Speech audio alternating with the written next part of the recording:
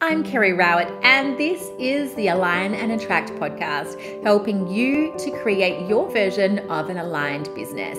Let's dive into today's episode. If you are feeling stuck today, I would love to share with you some quick ways to create more alignment. For those of us who are solopreneurs, or perhaps we've got some contractors who work with us, or maybe you've even got a small team, oftentimes a big part of the work that we need to do as the leader of our business is to create content, to create aspects of maybe courses that we're teaching, to create webinars or other forms of content. And sometimes that can flow beautifully.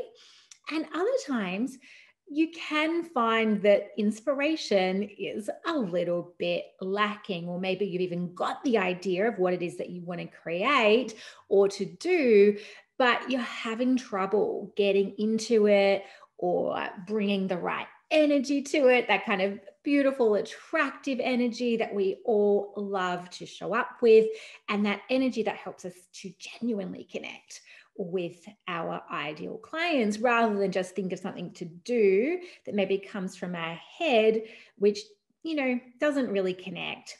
It's just ticking the box. So I want to help you to connect and to create from that more expansive, inspired kind of space. So how can we do that? I've got 5 different ideas I want to share with you. The first one is to do a quick goal alignment. And this is something that, of course, I'm going to share because this is my alignment process, but I have created a little freebie for you so that you can go through this process. If you're not already in my Align and Attract group program, or you do not have my DIY kinesiology kit, you can just go through this process. I created this video where you can create your goal. We go through and we help you to identify the main block in relation to that goal, and then we shift it. I think it takes around 15 minutes. So you can sign up for that at alignandattract.com/goal. Now, the benefits of doing these alignments, and you can use that same video to create different goals and align to them. It's still going to be beneficial, even though you're not identifying your own unique specific block. I'm identifying one for the whole group, is that it helps you to really honor the way that you already are feeling, but then to really intentionally define how it is that you would love to feel and to generate those feelings within yourself. So creating more alignment with what it is that you desire. And when you are feeling more in alignment with your goal, it's amazing the clarity that drops in. It can feel a lot more effortless. It feels a lot more genuine and true, like you're more connected to yourself. So of course, then what you're able to create and to do from that space feels a lot more connected. So first idea, do an alignment. Go across to alignandattract.com/goal, and you can do that with me.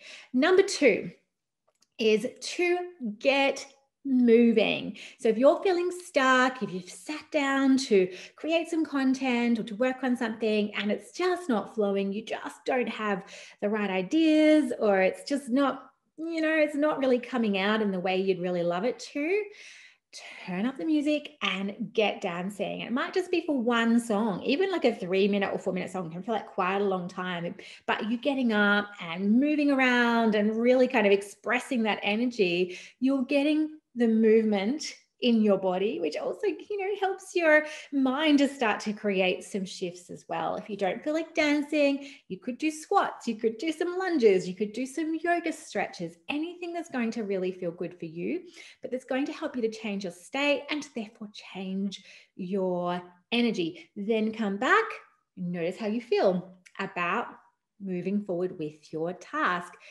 Third idea, use a different task to find flow. So maybe there's something else that you also need to do. It doesn't have to be a super fun task, but it could be something that's going to be pretty easy for you. And therefore you're going to get into motion rather than feeling stuck and kind of sitting there and procrastinating and not really achieving anything. You could, for example, schedule some social media, particularly if you already, have an idea of a few topics that you're wanting to talk about. You might dive in and do that. Or if you need something even like less creative than that, then you might go and do some bookkeeping. I know that's no one's real idea of a good time, but often we do need to keep up to date with it. So it's not going to hurt to go in and do some reconciling. Give yourself a little time limit. And after that, you probably will want to do something else. And you could also just do a completely unrelated task if you're working from home. Look, you need to decide for yourself if this is going to be a distraction or if it's going to be a help. But it could just be, I'm going to go now and unstuck the dishwasher, or I'm going to do something. I would recommend making it a really defined task, like with a start and an end, something that's not going to take you too long, with the intention, I'm going to do this task and then I'm going to come back and I'm going to dive in. So once again, changing state, changing your energy, giving yourself a complete change of focus, and getting into that like productive zone, and then coming back and bringing that productive energy back into your work task. Number 4, think about a client of yours who could benefit from you creating this content or completing this creative task that you need to do or that you're wanting to do.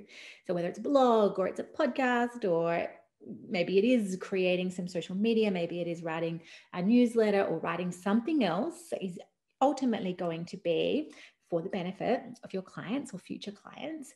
And just thinking about this client or this person or group of people who are really going to benefit from this. Like, this is the thing that they actually really need, or they're really looking for. Are they going to be excited by?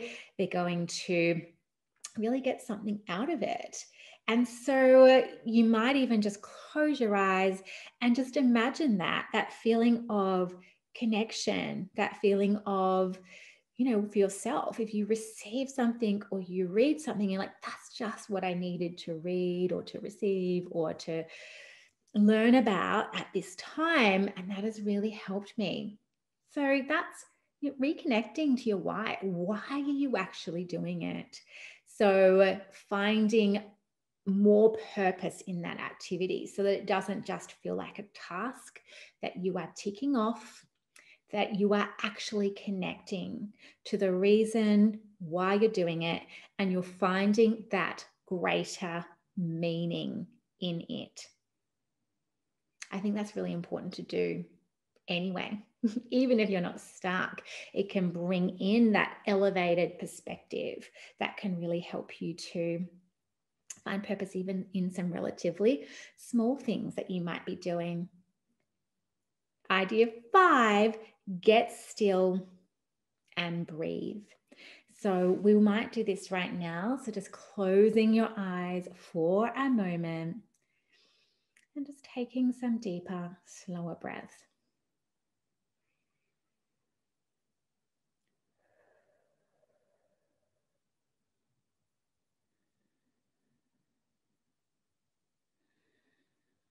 Just noticing your breath, hearing your breath, feeling your breath, allowing yourself to slow down for a moment.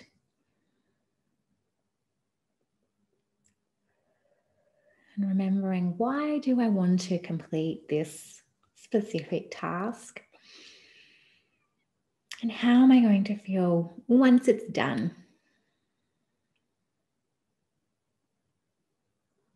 Additionally, do I actually need to do it? Checking in that as well, because sometimes your perspective might shift. Sometimes we might be adding tasks to our schedule that don't need to be there, or we're stuck because we don't really want to create that particular thing and we think that we should, for example. So really checking in with your motivation and your intention, making sure that you really do want to create this thing, to do this thing.